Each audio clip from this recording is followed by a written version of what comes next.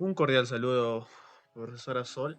El día de hoy, mi grupo va a exponer sobre la primera ley de Newton. Este grupo está conformado por Cáceres Sanabria, René Jesús, Arequipa Condori Marleni y mi persona Andrea Velázquez, yo soy Marco Antonio. Primero vamos a empezar diciendo qué es la primera ley de Newton.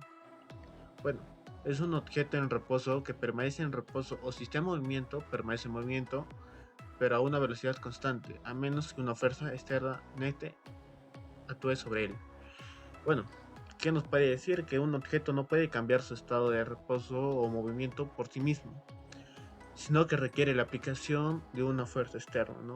Si no hay fuerzas desequilibradas actuando sobre un objeto, este se mantendrá en su estado actual de movimiento o de reposo, como podemos ver en la imagen, que una caja necesita la ayuda de una fuerza externa, que en este caso es una persona empujándola, ya que la ley de Newton es fundamentalmente para comprender el comportamiento de los objetos en el mundo físico. Proporciona una base para entender cómo los objetos se comportan cuando se les aplica o se les retira una fuerza y cómo interactúan con su entorno. A continuación, mi compañero René va a explicar unos ejemplos. Bueno, Miss, aquí encontramos un ejemplo muy claro, que es una máquina, que es el transporte neumático en fase densa.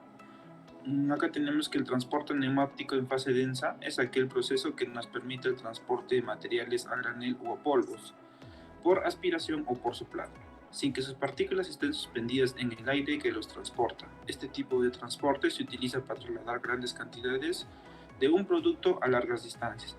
Por ejemplo, Miss, en este proyecto, en esta máquina, la primera ley de Newton se desarrolla por razón de que esta máquina es energizada. Entonces, como está en un constante, o sea, como no tiene, como digamos, algo que lo impulsa, y mediante la energización y mediante un motor, o sea, es donde como que recién, o sea, hace el transporte, digamos, del material mediante conductos, mediante tubos.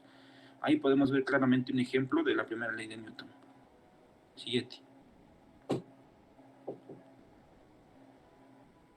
Acá dice, ¿cómo podemos darnos cuenta del uso de la primera ley de Newton? Podemos apreciar que el transporte neumático durante su estado, como le dije, o sea, no energizado, está en reposo, ya que cuando se energiza la máquina genera una velocidad constante. Y así es como se trasladan los productos de largas distancias. En este ejemplo nos podemos dar cuenta cómo claramente se utiliza la primera ley de Newton, ya que la máquina está en un modo de reposo y lo cual no genera, digamos, nada de circulación mediante los tubos. Y cuando se genera es mediante la energización hacia un motor y el motor genera que, digamos, la máquina por mediante los tubos y mediante la presión, o sea, pueda mover, digamos, el material. Para eso, nosotros también podemos entender que la primera ley de Newton es muy importante para diferentes productos o cosas del área industrial. Por ejemplo, también tenemos para un poco más meternos sobre el tema, que es una fase densa. La fase densa es un transportador neumático que se caracteriza por la alta presión y el producto relacionado a la presión que es el aire. También podemos decir de que es un sistema de transporte neumático. El transporte neumático nos hace referencia a un movimiento de material sólido o polvoriento de un lugar hacia otro. Muchas gracias.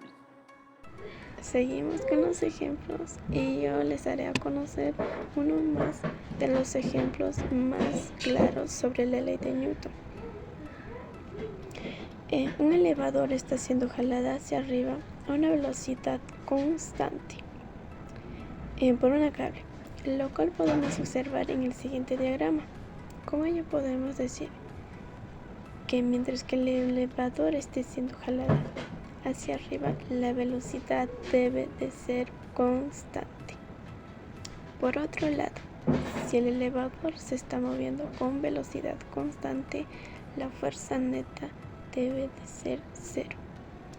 Es decir, la fuerza total del elevador debe estar en cero.